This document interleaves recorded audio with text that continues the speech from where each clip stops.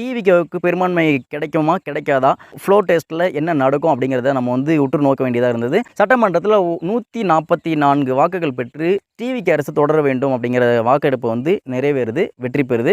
அஜித் ஒரு நிமிஷம், எப்படி 144? அவங்க ஜெயிச்சதே 108 தானே அப்படின்ட்டு நீங்கள் ஒரு கொஸ்டின் கேட்கலாம். அவங்க ஜெயிச்சது வந்து டிவிக்கே ஓன் பண்ணது 108 சீட்டு தான். ஆனால் அதில் விஜய் அவர்கள் 2 தொகுதியில் போட்டிட்டு இருந்தாங்க. அதில் ஒரு தொகுதி ராஜினாமா பண்ணிட்டாங்க, திருச்சி கிழக்கு ராஜினாமா பண்ணிட்டாங்க. பெரம்பூர் மட்டும்தான் வந்து எம்எல்ஏவாக கண்டினியூ பண்ணுறாரு. ஸோ 107 தான் கணக்கு. அதுலேயும் திருப்பத்தூர் தொகுதியில் ஒரு ஓட்டில் டிவிகே எம்எல்ஏ வின் பண்ணார்.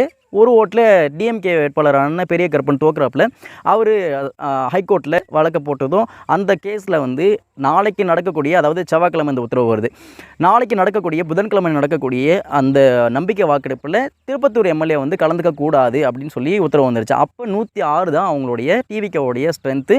டிஎம்கே கூட்டணியில் இருக்கக்கூடிய சிபிஎம், சிபிஐ, விசிகே, ஐயுஎம்எல் இவங்கெல்லாம் ஆதரவுக்கு தெரிவித்து டிவிக்கு ஆட்சியை நாங்கள் ஆதரிக்கிறோம் அப்படிங்கிற எம்எல்ஏக்களினுடைய எண்ணிக்கை வந்து 119 இன்க்ரீஸ் ஆணுச்சு.